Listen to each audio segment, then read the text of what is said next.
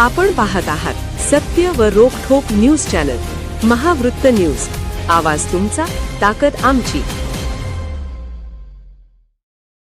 1972 साली कोल्हापूर नगरपालिकेचं महापालिकेमध्ये रूपांतर झालं आणि त्यावेळेपासून आजपर्यंत कोल्हापूर शहराची 1 इंच हद्दवाढ झाली. हद्दवाढ ही एक नैसर्गिक प्रक्रिया आहे.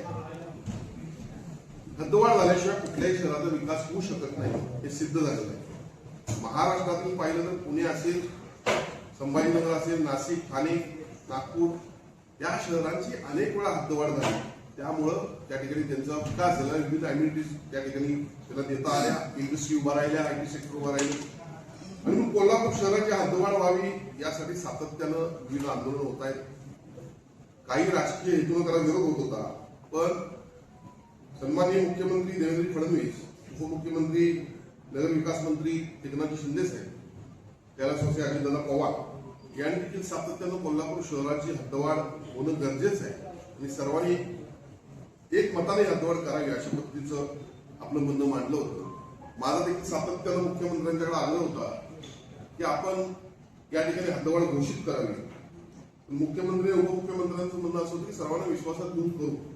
त्या पद्धतीनं मला वाटतं जुलै 2024च्या पावसाळी अधिवेशनामध्ये सर्वांचं एकमत झालं आणि हद्दवाढ करण्याचा निर्णय झाला. पण जानेवारी 2026 मध्ये कोल्हापूर महापालिकेची निवडणूक असल्यामुळं आणि 6 महिने अगोदर हद्दवाढ करण्यात नियमानं येत नसल्यामुळं त्या हद्दवाढ निवडणुकीनंतर करण्याचा निर्णय झाला. पण दुसरी एक अडचण आता अशी निर्माण झाली की लोकसंख्या जनगणनाचे जो प्रकार, जनगणनाची सुरुवात देशाची, त्यामध्ये जनगणना पूर्ण होत नाही तोपर्यंत हद्दवाढ कुठल्याही शहराची करता येत नाही असा एक विषय आहे.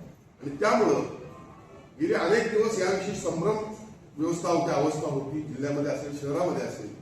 आणि म्हणून जिल्ह्यातील किंवा शहरातील नागरिकांना यामध्ये आपल्याला काय आहे ते कळावं यासाठी मी लक्षवेधी दाखल केली होती. आणि या लक्षवेधीमध्ये सन्माननीय मंत्री श्रीमती माधुरी मिसाळ यांनी स्पष्टपणे सांगितलेलं आहे की 2027 मार्च नंतर आम्ही हद्दवाढ करू.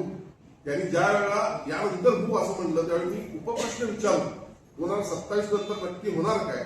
आणि त्यावेळेला मंत्र्यांनी एकदा बोललं किंवा मंत्र्यांकडनं वळवून घेतलं तो जनतेचा किंवा आमचा हक्क आहे. मला खात्री आहे 2027 मार्च नंतर या राज्याचे लोकप्रिय मुख्यमंत्री देवेंद्र फडणवीस साहेब, उपमुख्यमंत्री लोकप्रिय सन्माननीय नामदार एकनाथ शिंदे साहेब, श्रीमती सुनेत्रा पवार वहिनी या सर्वांनी मिळून, हे सर्वजण मिळून या शहराची हद्दवाढ केली. महावृत्त न्यूज चॅनलला लाईक करा, शेअर करा आणि सबस्क्राईब करा.